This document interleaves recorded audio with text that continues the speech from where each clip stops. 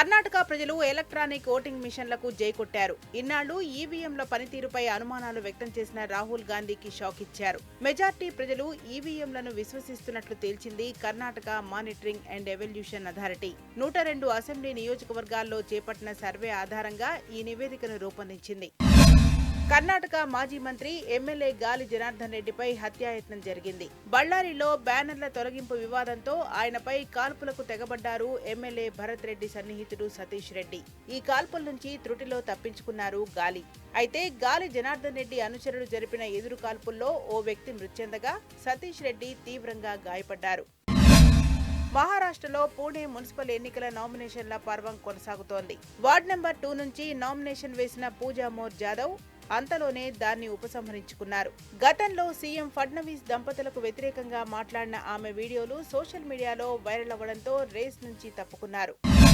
ఫాస్ట్రాగ్ pre activation నిబంధనలను మరింత కఠినతరం చేసింది కేంద్ర రహదారులు రవాణా శాఖ. దీనిలో భాగంగానే ఫిబ్రవరి 1 నుంచి కొత్త ఫాస్ట్రాగ్లకు నో యువర్ వెహికల్ విధానాన్ని రద్దు చేస్తున్నట్టు ప్రకటించింది. హైవే వినియోగదారులపై వేధింపులను తగ్గించడానికి ఈ నిర్ణయం తీసుకున్నట్టు తెలిపింది.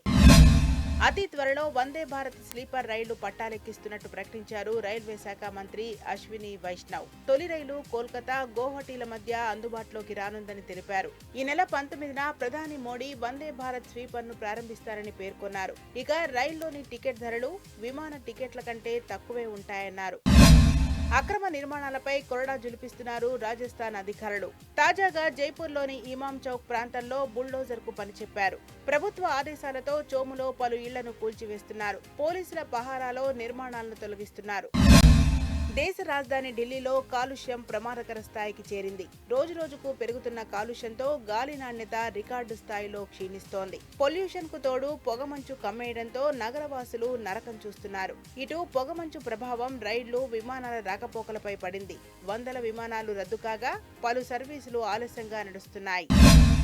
అహ్మదాబాద్ ఇంటర్నేషనల్ ఫ్లవర్ షో 2026 అరుదైన ఘనత సాధించింది. ఈ ఫ్లవర్ ఎక్స్పో 2 కొత్త గిన్నీస్ వరల్డ్ రికార్డులను నమోదు చేసింది. ఈ షోలో 329.360 చదరపు మీటర్ల విస్తీర్ణంలో 41.17 మీటర్ల పొడవు, 8 మీటర్ల వెడల్పుతో ఏర్పాటు చేసిన ఫ్లవర్ పోర్ట్రైట్ ను Guinness book of world records గుర్తించింది.